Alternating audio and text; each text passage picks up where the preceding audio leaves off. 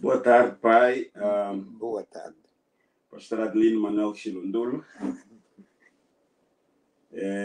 Hoje aqui numa experiência interessante com meu pai. Vamos falar um pouco sobre a vida, sobre a história. E espero que gostem. E o pai, como é que tem passado? Eu tenho passado bem e estou grato em encontrar-me neste lugar onde a técnica funciona. Já não é como lá o meu passado, que era a gravação a micro e num gravador portátil. É outra coisa que eu vejo aqui, tudo moderno, e foi bom o século XXI.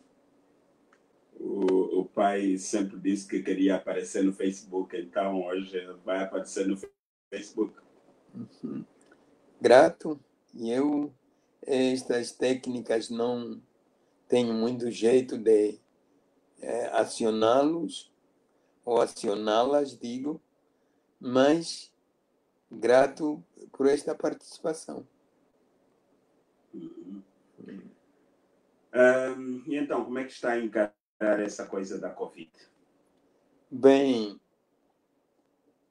eu encaro como algo que surgiu para que aprendamos, principalmente no que se refere em África, porque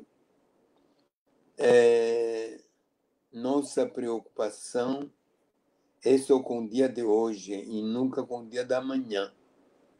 E isso faz com que, ou está fazendo com que haja pouco conhecimento no continente africano. E era preciso que, agora com esta coisa do Covid, os africanos se despertassem para mais ciência, procura, que é para amanhã não aceitar só as doenças ou os medicamentos fabricados fora, mas que os próprios angolanos venham fabricar. E isso exige muito conhecimento. E alguns anos atrás, acho que foi na década de 70, eu sempre pensei que devia haver universidades rurais. Quer dizer, no meio rural devia haver universidades, que é para os mais novos aprenderem o conhecimento e usarem o que têm para o futuro.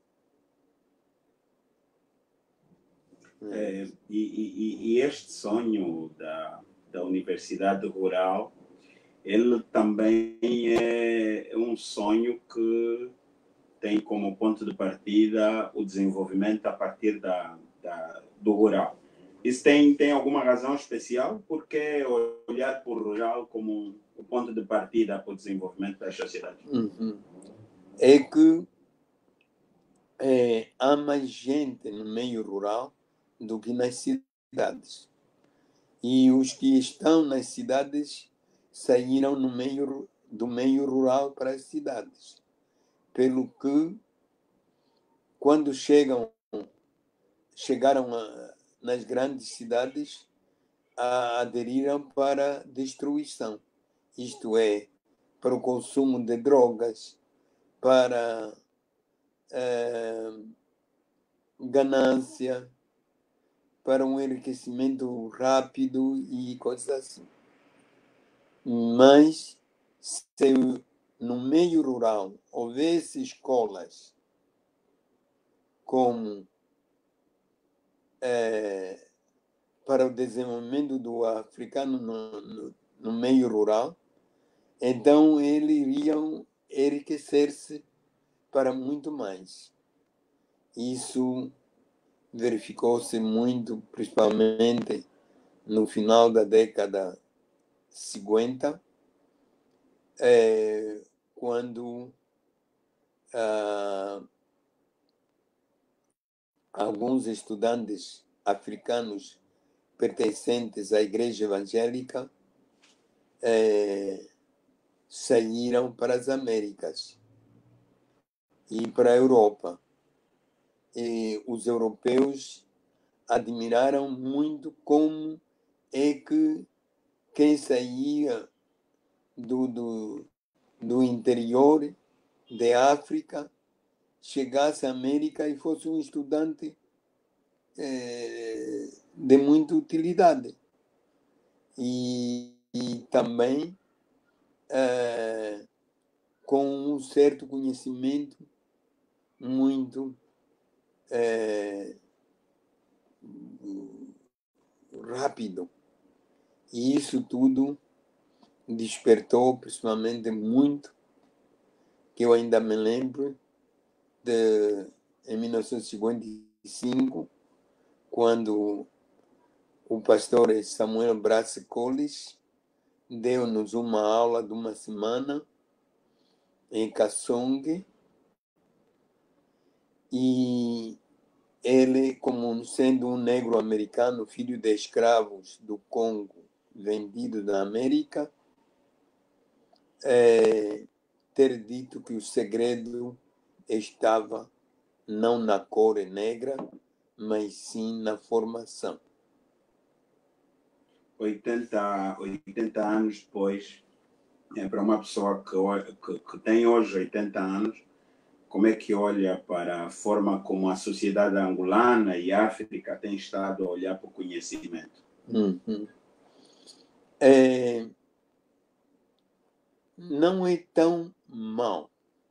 O que eu vejo é a falta do desenvolvimento, lutar para o conhecimento.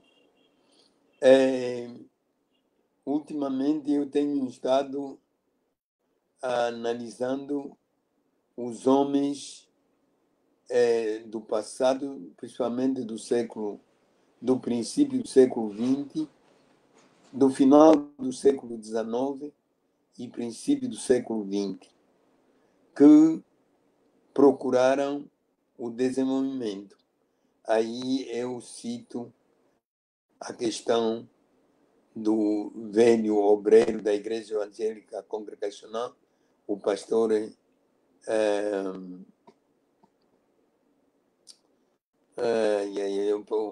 o velho Gonga de Arruca,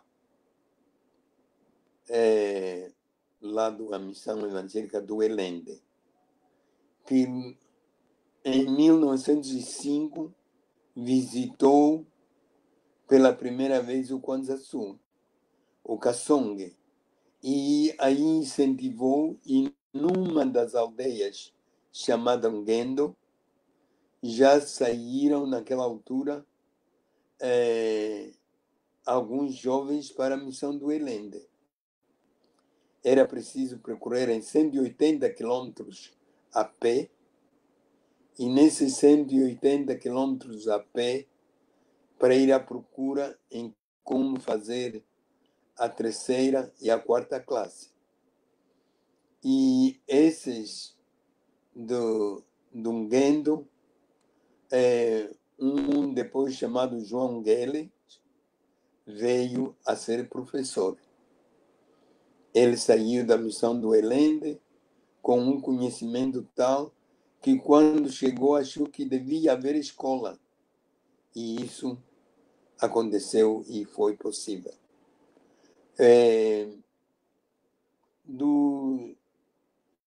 Dos anos passados, o pensamento era outro.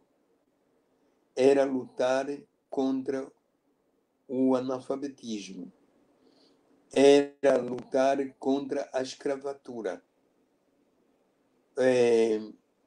Algumas vezes eu digo, a lei a Constituição portuguesa, do governo de Portugal, era contra o racismo. Mas Portugal não controlava os seus cidadãos que eram racistas. E eu me recordo, quando adolescente, havia um antigo administrador português que tinha direito de vir de aldeias trabalhar para a lavra dele sem serem pagos.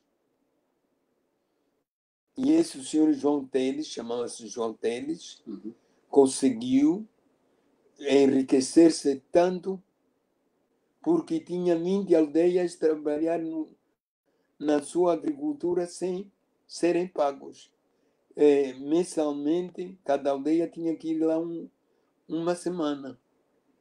E assim sucessivamente. Então, quando foi a vez da minha mãe, da aldeia da minha mãe, ir para lá trabalhar, numa manhã, às 5 horas da manhã, muito cedo, ainda estava escuro, minha mãe queria fazer alguma papa para mim, para eu tomar. E ela manda-me na vala tirar a água para ela cozinhar.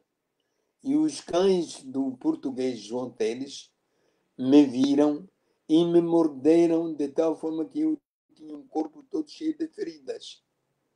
Quando amanheceu, o branco com pau na mão para bater a minha mãe saiu, chamou a minha mãe e disse: mulher. E na língua umbundo lhe dizia: o cãe, quakulinhile okuti olombo yatindele kabisoro monotimbundo. Ó mulher, não sabias tu que os cães do branco não gostavam do filho do negro? E então minha mãe pegou aquilo, nunca viu o homem branco como gente. E a minha mãe envelheceu, depois morreu, sempre racista. Eu me lembro, uma vez ela chamou a sobrinha, a minha prima, que se chamava Hermelinda, e então chamou-me e disse: tu não sente nojo em nascer com branco? Em fazer filhos com branco?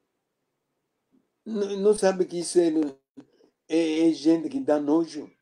Só porque o branco lhe tinha dita que ela não tinha conhecimento de que os cão do branco não gostava do filho do negro.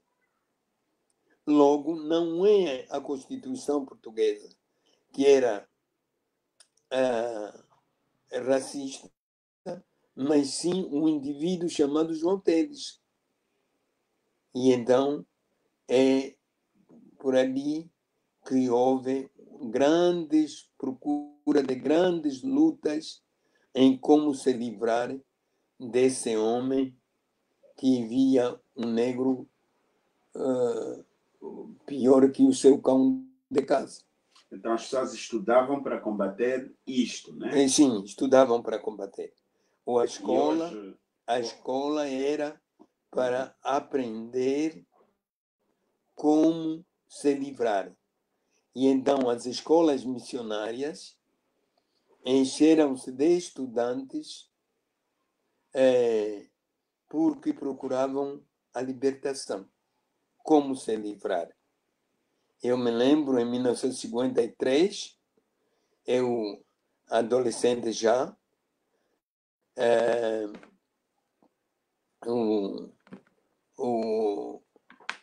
quando lá na aldeia onde eu cresci, uma das coisas que era proibido é falar a verdade. Éramos instruídos, quando pequenos, nunca dizer a verdade a um homem branco ou enviado do branco. Tinha que se aprender a dizer sempre mentira. E isso, naquela altura, era algo sagrado. Não se podia nada dizer a verdade. E uma vez, quando eu estava viajando com a minha mãe da Amboiva para Kassong, a mãe viu alguém que vinha à nossa frente, distante. E a mãe disse, quando aquele homem te perguntar com quem estamos a andar, diga que estamos a andar com o tio Raul. Ensinou-me a mentir, dizer que andávamos com o tio Raul. E quando o homem apareceu, a mãe reconheceu que era um assaltante chamado Timalahuta. Então, esse Timalahuta era um assassino. E quando chegamos, o homem logo pergunta, "Wenda Levi?" E eu respondi logo, "Tu ainda lá tio Raul Nunda?"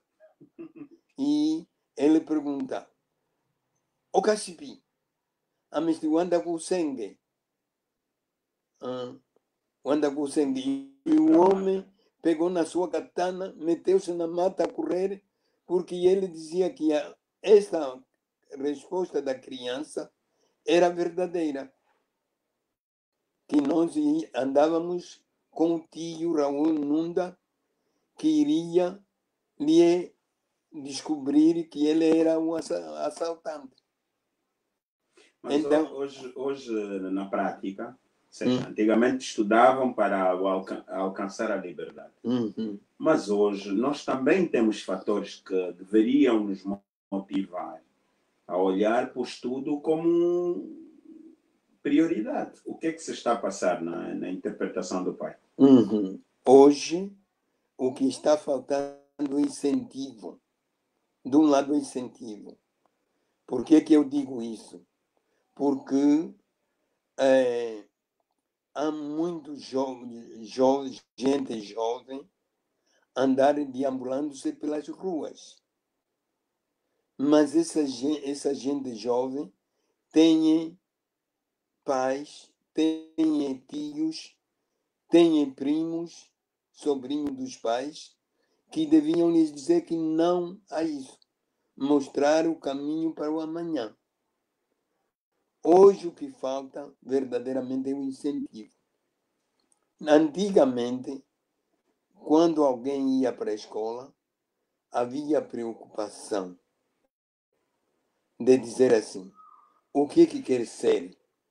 Se ele quer ser enfermeiro, ele dizia logo que queria estudar para ser enfermeiro. E pegavam naquela coisa de ele desejar ser enfermeiro, ser encaminhado para a saúde. E isso verdadeiramente não existe. Há pais que nunca perguntam aos seus filhos o que querem ser amanhã. E quando não sabem o que querem ser para amanhã, o que o filho quer ser amanhã, então vai para a delinquência. E por isso que encontramos muito consumo de álcool, muito consumo da droga, porque os seus consumidores não têm um futuro. Não têm um futuro. No caso, o pai andou perto de 200 quilômetros para ir buscar estudo. Um filho de mãe solteira, porque meu avô abandonou a minha avó, mas ainda assim o pai se sacrificou, foi buscar pela escola e decidiu ser professor. E ensinou muito boa gente. Quando olhamos para os jovens de hoje, não está também a faltar um pouco de um desafio individual para olhar para a vida para frente e acreditar que é possível, que é capaz de realizar as coisas? Conta verdadeiramente, eu procurei como sair do analfabetismo. Por quê? Porque também sou do sangue dos reis. Os meus avós foram reis. o avô Ixará meu, que é o Moma Tilundulu, foi um dos grandes reis que os próprios portugueses procuraram sempre conhecer quem era e nunca conseguiram. Eu me lembro, eu já rapaz, alguém me dizer que nunca disse que és neto do rei Moma.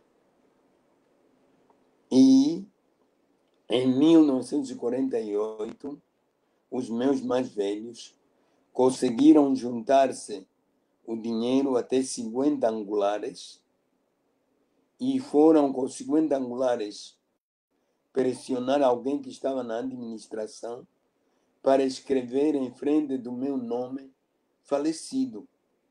Eu fiquei fora do registro colonial desde 1958, eu não tinha identificação. Quando eu fui a primeira vez para a escola em 1952, fui para arranjar um nome Adelino, porque eu já não podia, estava cansado de ser chamado Moma Tilundulu, Moma Tilundulu, Moma Tilundulu, para ali e para lá. Por quê? Porque o nome de Moma já não existia no livro de recenseamento. E quando chegasse a época do recenseamento anual, eu tinha que ser escondido numa montanha para não ser visto como ainda uma pessoa viva. E quando eu vou para a escola, a ideia é ir procurar ainda, em primeiro lugar, o nome de português. E onde o meu primeiro professor, Ernesto Capinhala, me deu o nome de Adelino. E onde é que ele tirou o nome de Adelino? Ele dizia, Adelino foi um dos seus professores na missão do Helene. E então, eu, naquela altura, estava estudando para ser professor. Por isso, lutei para que eu conseguisse ter a 4ª classe. Mas não tinha como sair de Caçongue para a missão do Helene, onde havia o ensino da 3ª e 4ª classe.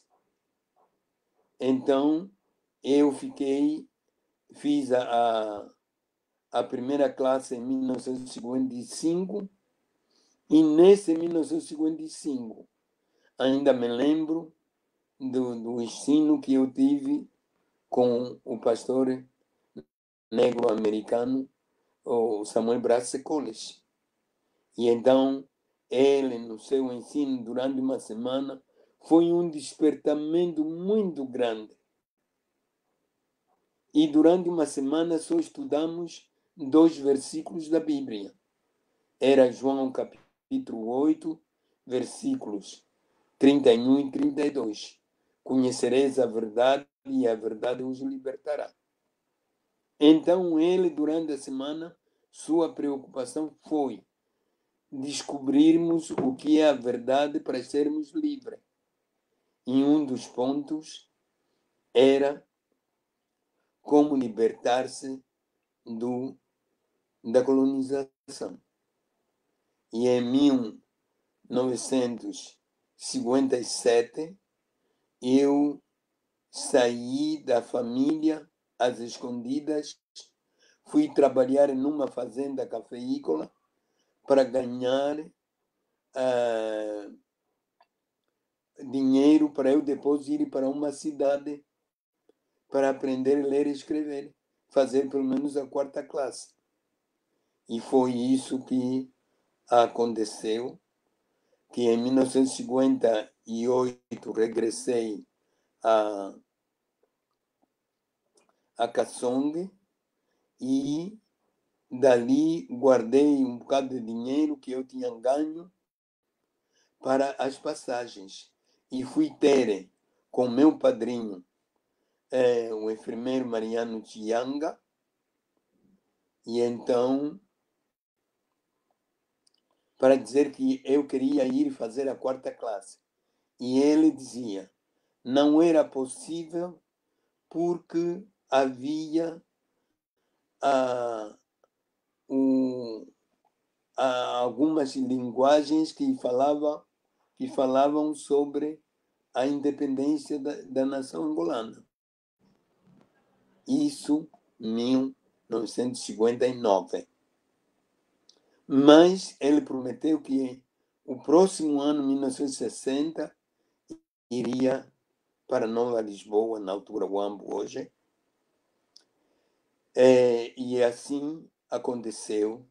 Em maio de 1960, ele prontificou-se, levou-me da cidade de Kassonge para a cidade de Nova Lisboa.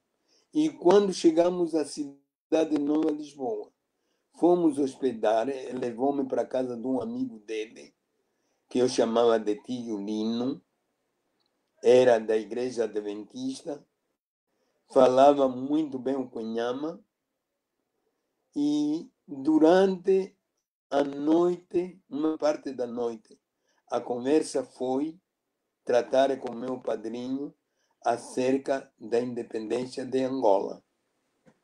E o tio Lino informou que teria havido um encontro de muita gente, isto é, representações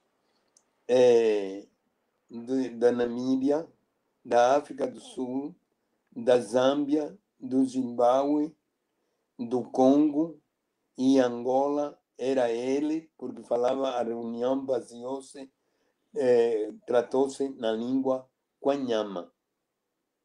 E essa reunião teve lugar em Canzombo, numa das matas de Canzombo, e onde ele participou, e ele dizia que houve homens eloquentes que disseram que, tarde ou cedo, Angola vai ser independente e depois seguirão os Congos e outros países sobre a colonização inglesa. Vamos falar um pouco agora sobre o pós-independência. Uhum. Aqui para que o pai ajude a avaliar um pouco a sociedade que temos hoje. Uhum. Nós estamos há 45 anos de independência, pouco menos de 45 anos, e esta independência foi construída por muitos angolanos dedicados à pátria. Uhum. Mas depois, quando nós olhamos para o país hoje, parece-nos que houve um momento em que o pensamento que nos levou à independência morreu. Uhum. Hoje, passado 45 anos, como é que o pai avalia o nosso país? Como é que o pai observa tudo o que se passa à sua volta? Minha avaliação, espero que não seja uma avaliação errada, mas há algo muito importante onde eu quero partir, é no assunto hoje, que está passando hoje. Levaram hoje o corpo do general Kundipayama para o Huila, para ser sepultado lá em Kipungo, na terra de seus pais e na sua terra também.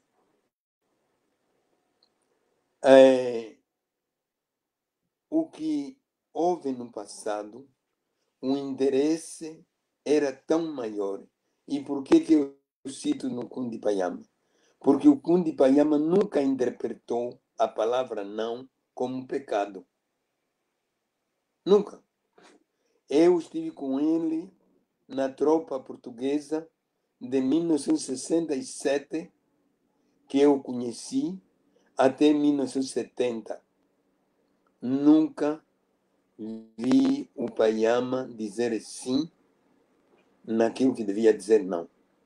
Ele sempre dizia não naquilo que ele tinha certeza que tinha que dizer não. E eu me lembro que algumas vezes ele queria sentar comigo à mesa do almoço, onde eu estivesse. Ele dizia: onde está o companheiro, o padre? Ele chamava-me de padre. E então, e assim, quando estivéssemos sentados juntos à mesa a comer, ele era homem da palavra. Sim naquilo que é sim e não naquilo que não mesmo. Eu me lembro, algumas vezes, alguns oficiais portugueses instruíam outros para nos darem algumas voltas, ver se poderiam ouvir de nós o que dissessem que a colonização é boa. E as instruções todas, então, o Panyama sempre dizia não.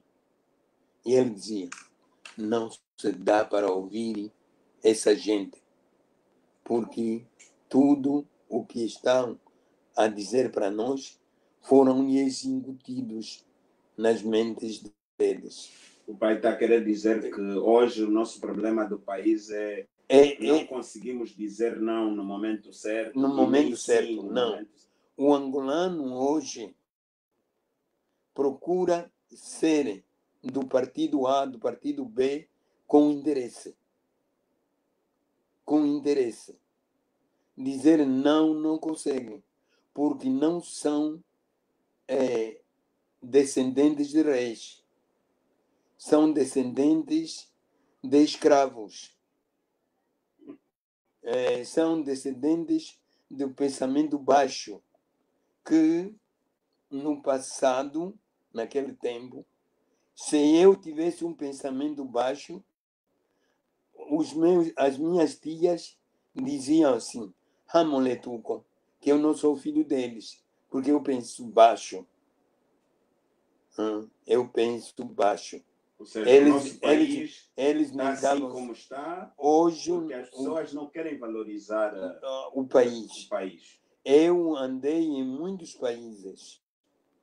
Conheço uma boa parte de países. Mas um país com tudo como Angola ainda não encontrei. Ainda não encontrei. O nosso país, Angola, carece de homens com conhecimento, com espírito de missão e não corruptos. Hoje, o inimigo número 1 de Angola é a corrupção. Porque é através da corrupção que muitos aderiram à PIDE para destruir a independência. Algumas das guerras que nós atravessamos é fruto de indivíduos que pensam e julgam como escravos. Porque acharam que tinham que receber X para destruir séries de coisas. Como é que mudamos isso, pai? Eu ainda alimento como possível. Aos 80 anos ainda acredita nesse país? Aos 80 anos, eu ainda acredito no desenvolvimento deste país. Eu nunca vi Angola como uma nação qualquer, não. Para mim, algumas vezes, quando viajei para a Europa, para as Américas, Não, obrigado. Uhum. Eu fui solicitado se eu podia ficar na América. Eu disse não troco Angola com a América. Quando algumas vezes viajei a alguns países da Europa, eu fui solicitado se eu gostaria de ficar na Europa. Eu disse não, porque eu vejo Angola ainda uma nação próspera. Agora, minha luta é como tirar o angolano na mesquinhez para uma ação certa que diga sim ou não naquilo que deve dizer não. Ainda eu tenho esperança. Ainda tenho esperança de que um dia as águas da montanha Tokota, lá no Kwanza Sul, Sim. é, Da Conda, né? As águas quentes. as águas quentes Conda. que nascem na montanha Lungelo, mas que chama-se água quente. Queima mesmo. Sim. Um dia ainda vai haver um angolano que vai estudar profundamente aquela água, que além de ser medicinal, ainda tem outros valores. É isso. Está a faltar isso aqui. Mas isso é preciso como encontrar angolanos que devem ser ensinados com verdade e com profundidade. Principalmente os professores universitários não devem preocupar-se com hoje, mas sim com o amanhã de Angola. Que é para as nossas universidades hoje não produzirem escravos, ou meios escravos para o futuro, mas sim homens livres, capazes de fazer mudança, de provocar mudanças. Como é que o pai olha hoje as famílias? Eu sou filho do senhor e lembro-me que o nosso processo educativo começava dentro da família e passava pelas famílias vizinhas, não é? E depois terminava na escola. Hoje parece que todos os pais acreditam que a função de educar os seus filhos não é deles, a função é exclusiva da sociedade, se quisermos, de outros e não de si mesmo. Como é que o pai observa isso?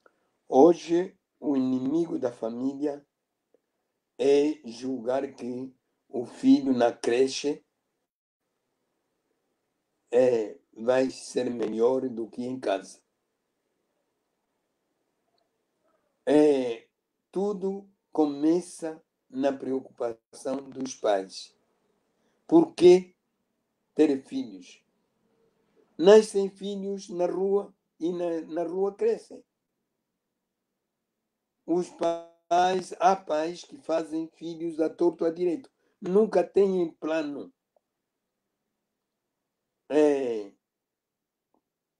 Pela graça de Deus, eu sempre agradeci a minha mãe.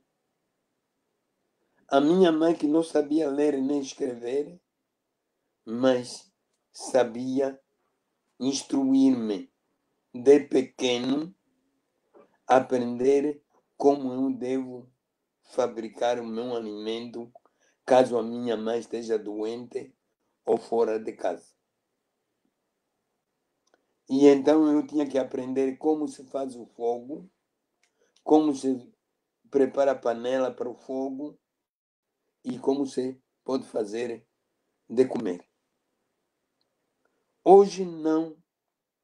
Os pais com dinheiro querem comprar comida da rua para alimentar os filhos. Nunca dizem não comida da rua. Nunca dizem não o filho andar pela rua até a noite. Esse é tudo. É criança, criança, criança, criança. E esta forma de pensar que o filho é criança deve fazer o que quer, leva-nos ao ponto em que os pais hoje se queixem. Porque os filhos não aceitam serem aconselhados. Como é que vai aceitar ser aconselhado aos 16, 17, 18 anos, se até aos 10 anos sempre foi deixa andar. Como? Ele, durante o tempo da infância, todo foi deixar andar. Se é creche, esperar que lá na creche a senhora que cuida responsabiliza-se de tudo.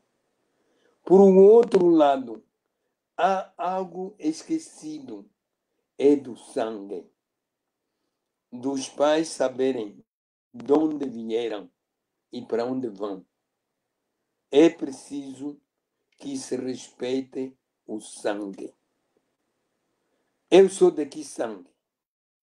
Eu me orgulho ser do sangue de Moma Chilundulo, porque Moma Chilundulo foi um rei a quem os portugueses pressionaram para ver se lhe cediam as terras. E o meu avô disse, não cedeu nenhuma terra. E algumas das terras, eu me lembro que até hoje tem algumas montanhas dizem assim, Lomoma, quer dizer, é terra do Moma, tem o nome de Moma. O bom nome da família tem de ser a todo custo preservado. Protegido.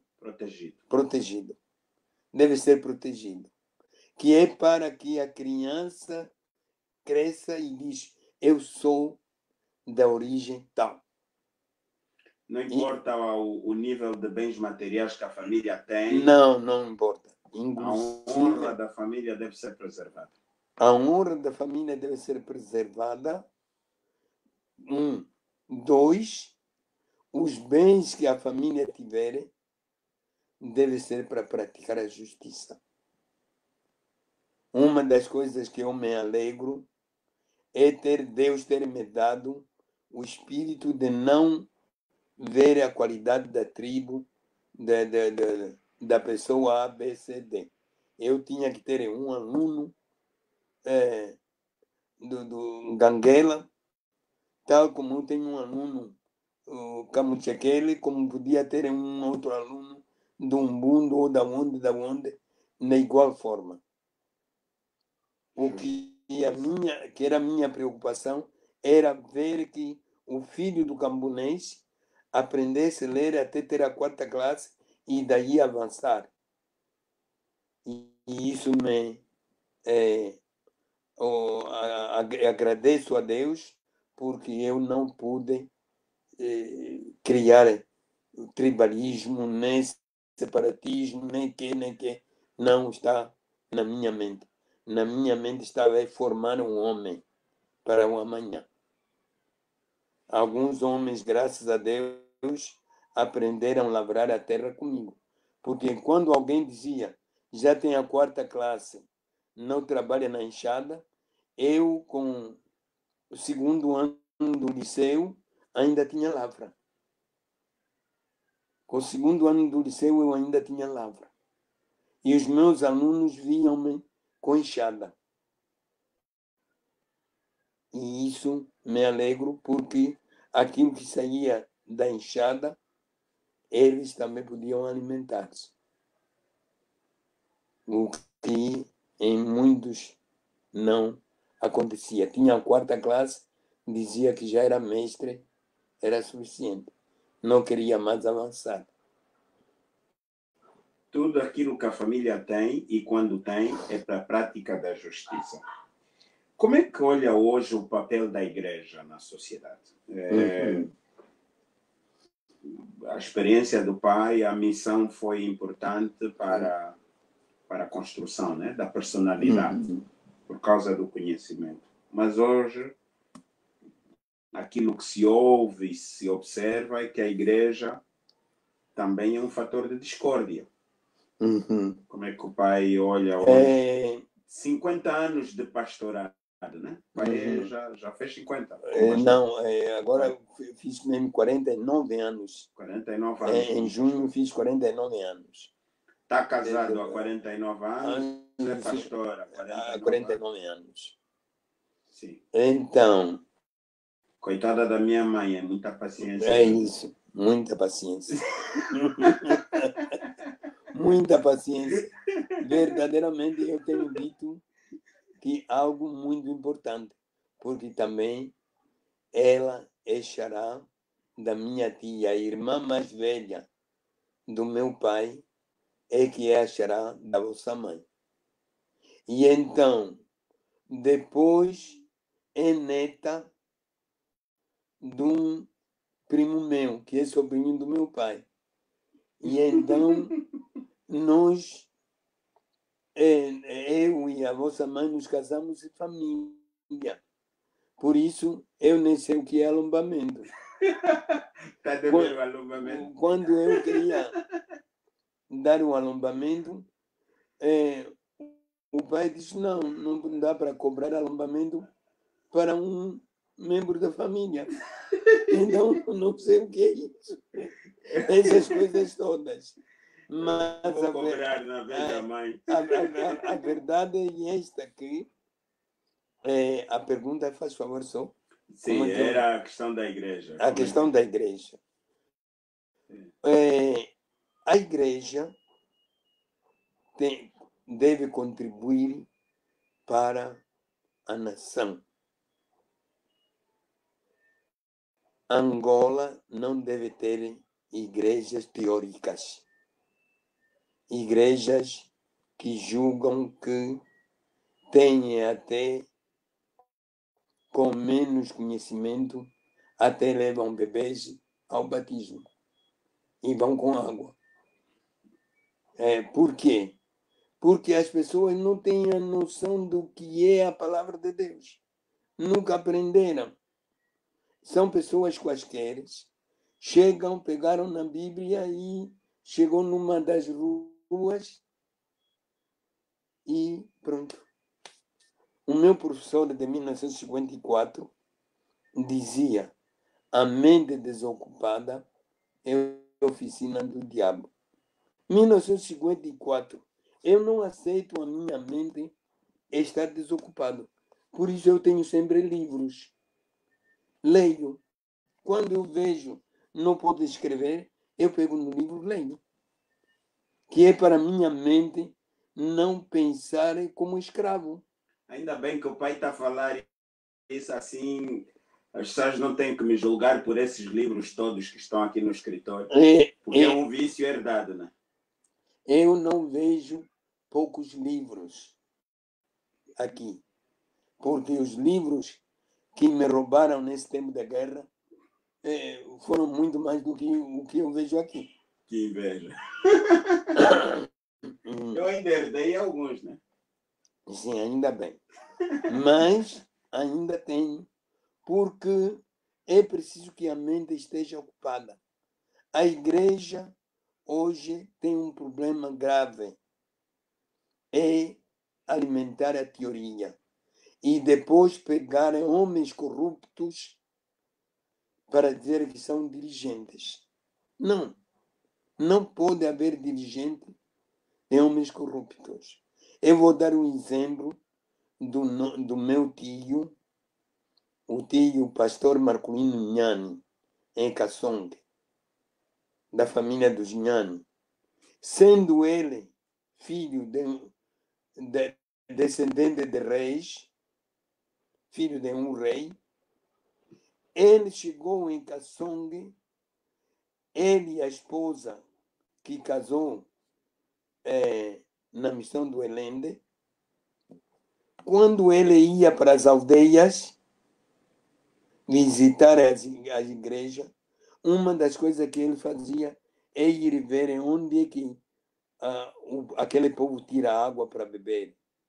Se tirassem só num riacho qualquer, ele dizia: não, essa água vai vos fazer mal, vai vos provocar doença. Então, ia com os homens, ensinarem-lhes a cavar uma nascente para poderem tirar água para beber. Sua esposa, a tia Benita, pegava nas mulheres da igreja, ensinava-lhes como fazer de comer, como lavar a roupa, como cuidar da criança, como varrer a casa, em tudo lhes ensinava. E eu me lembro que em 1957, os povos que eram da origem católica diziam ovo América, ovo América. Quer dizer, são americanos porque não queriam defecar no ar livre, tinham que ter latrina, tinham que ter nascente para tirar a água, porque tinham que ter numa pedra bem feita para poder pisar a fuba, para não pisar só num lugar qualquer. Tinha que lavar os pés antes de ir para a cama. Tudo isso era ensinado pelo líder da igreja, que era o pastor Marculino Nhani. Hoje os pastores querem que as pessoas é que lavem os seus pés. Sim, não há ensino. Não há ensino. Por isso há hoje a corrupção na igreja. Como é que alguém, eu me pergunto, estes dias, eu digo, aquelas mulheres viúvas que foram incentivados pelos pastores brasileiros ou angolanos a venderem as suas propriedades e levarem o dinheiro para a igreja, porque vai multiplicar. Hoje, como vão fazendo? Porque a casa foi vendida, que o marido deixou, ou tinha deixado quando morreu. O carro foi vendido, porque o dinheiro tinha que ir ser entregue à igreja. E hoje, como? Os filhos vão ser educados como? Onde vão sair e como vão fazer com a casa de renda? Como? Porque não há noção de responsabilidade. Mas aqui o Estado, pai, também não tem um papel. Como? O Estado. Não. O Estado deve ser ajudado pela liderança da igreja. A liderança da igreja deve despertar o povo para uma boa governação. A boa governação não passa só na questão de alguém estar lá no poder e dizer que está a governar. Não. É preciso que haja cidadãos que entendam que pagando impostos não é escravatura. Não é escravatura. Mas sim, pagando impostos significa cumprir com um dever de cidadania. É preciso desenvolver. É preciso que a igreja desperta os seus crentes para aproveitar as terras que têm para uma boa agricultura. Eu, por exemplo, com 80 anos, ainda sonho ir para o interior para pôr a funcionar a minha agricultura. Sim. Porque sempre me alimentei de que não há coisa melhor que Angola tem, senão é a terra. A terra. A terra tem de produzir. Eu sou contra a importação de comida. Sou contra. E minha preocupação hoje é ver, e eu tenho dito que os angolanos são bons, nunca revoltam como outros povos quando falta pão. Porque o trigo com que se fabrica a farinha para o pão, hoje é importado. Enquanto que o vosso avô, o velho Eduardo, produzia trigo que enchia caminhões. Então, o trigo era produzido em Angola e o pão era de Angola. Não era trigo importado. Mas em qualquer dia, alguma igreja vai dizer: o governo não tem pão, não dá farinha, não sei o que, não sei o que. Tudo à espera que alguém lhes traga nas mãos. Por isso, incentivam o povo a ir ao erro. Bem, agora, depois desta 1 hora de conversa, Uhum.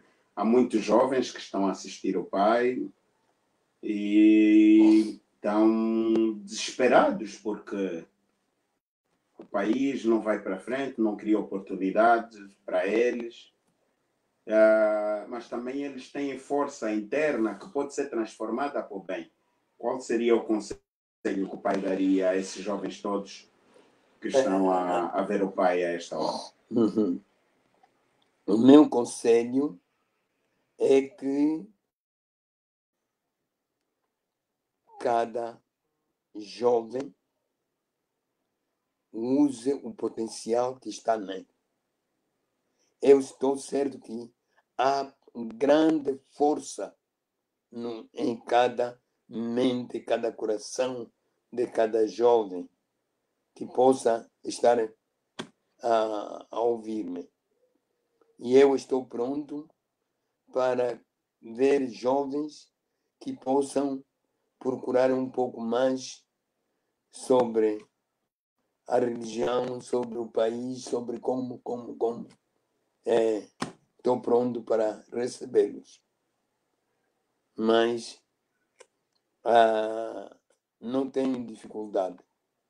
E eu agradeço porque eu cheguei de procurar gente lá no interior, no fundo, lá, nas matas, pedir os filhos para a cidade e colocá-los na escola, ensiná-los, despertá-los, e hoje alguns deles são bons médicos, alguns deles são bons engenheiros, agrônomos, e isso me alegro bastante. Por isso, eu ainda tenho fé que com os jovens angolanos vamos ter uma igreja a despertar quem dorme, uma igreja que ensina a verdade que liberta, como em 1955 aprendi com o pastor Samuel Brace Collins, filho de escravos da África para a América. Foi então assim a conversa com Adelino Chilundolo, é pastor há 49 anos, é professor há quase 60 ou mais. Eu sou professor desde 1957, eu já ensinava numa fazenda cafeícola. Isso. Eu esqueci esta parte. Em 1957, numa fazenda cafeícola, eu ensinei a ler e escrever os capatazes, sem que o capataz branco soubesse que numa fazenda cafeícola havia alguém que sabia ler e escrever, porque era proibido. Professor desde 1957, sim, eu sempre dei aula. Construiu várias escolas comunitárias, formou muito boa gente, e hoje pode-se orgulhar que há muito boa gente que está a assisti-lo hoje, que reconhece este valor. Eu agradeço também a disponibilidade do pai para essa conversa. Obrigado. E, acima de tudo, agradeço também àqueles que decidiram assistir. Muito Isso é um projeto Crepúsculo, que pensar Angola e o seu desenvolvimento, onde durante esses dias temos estado a conversar com pessoas que já têm muita experiência de vida, para transmitir aos jovens a ideia do desenvolvimento. Muito obrigado. Motivarem os jovens para progredir. Acho que a força está em nós. Nós temos tudo para dar certo. Eu acredito. Só temos que sair do sono em que estamos, deixarmos de ter o pensamento de escravos. Né? Eu acredito que deixem pensar, julgarem como escravos. Pensem num homem da manhã, numa Angola da manhã. uma Angola melhor.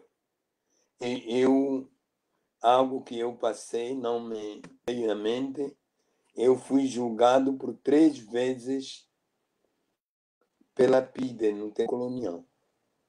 E então, nessas 3 vezes, num dos julgamentos, a minha conclusão foi: os senhores visitem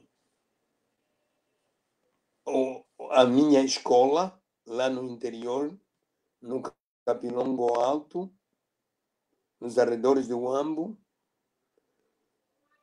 mas também visitem onde o queixoso reúne com os seus homens. Eu disse lá, o meu queixoso, que foi o senhor Padre Tomás, ele onde reunia durante o fim de semana, os fins de semana, durante a semana era sombra para galinhas, sombra para porcos, cabritos, e tudo. E eu, onde me reúno com os meus alunos, e num domingo culto, em um lugar cimentado, coberto de chapas de jingo, caiada, tudo, chão, tudo em ordem. E eles fizeram essa pesquisa. Depois da pesquisa, depois de 2 anos, deram-me razão. E disseram que o senhor professor tem razão. Por isso, aceitem uma oferta de uma escola governo português. E eu aceitei uma escola, as chapas que me ofereceram para 4 salas de aulas, e hoje, graças a Deus, há homens e mulheres formados daquela escola. Porque eu falei a verdade. Analisem onde eu me reúno com os meus alunos e onde o Senhor reúne com o seu povo. E eu depois disse, eu não tenho interesse pelos velhos do Senhor, que durante a semana não vão à lavra, passam o tempo todo a beber, a dançar junto às cantinas dos colonizadores. Por isso, eu também fico muito agradecido por esta oportunidade.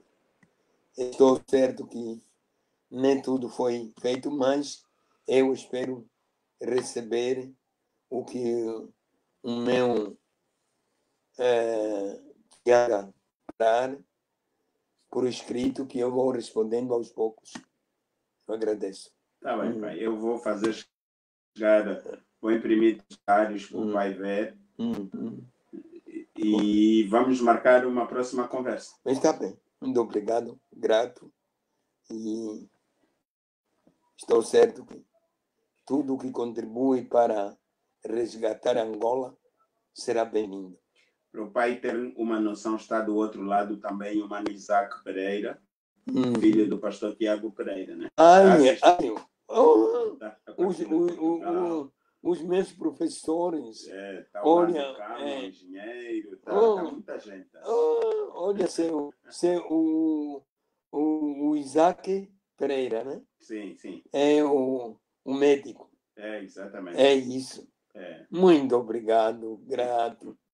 Ele acompanhou sempre, eu acompanhei o crescimento dele, mas é a família que tanto me ajudou. Eu sou devedor da família pastor Antônio Tiago de Souza Pereira, com a dona Maria do Carmo, nossa mãe, eu e Augusta. É isso. Muito obrigado. Tá bom. Olha, muito obrigado, pai. Eu vou desligar agora. Grato mesmo. E a todos que nos seguiram, a professora Cátia, ao professor Walter, ao Mbisa, ao Edilson, ao Primo Nuno, Carlos Ernesto, Adriana Bissolela, ao Zembai, a todos, Felipe Sacoco, Aglaia, Ungongo, Unguri, meu mano mais velho, todos, Lito Abrantes, Guilmar Songo, Renata, o Lussati. Nós queremos agradecer a todos, que Augusta, a Rosa, a Dominga, a Zorobabel. Queremos agradecer a todos pelo... Uma saudação para o Zorobabel. Ele é confusionista, há de chegar no momento. Quero agradecer mais uma vez a todos, ao Sérgio Canundungo também. Muito obrigado, paz e bem a todos. Obrigado. Até a próxima. Na sexta-feira teremos com Vitor Barbosa, das 16 às 17. E um abraço, estaremos juntos. Muito bem.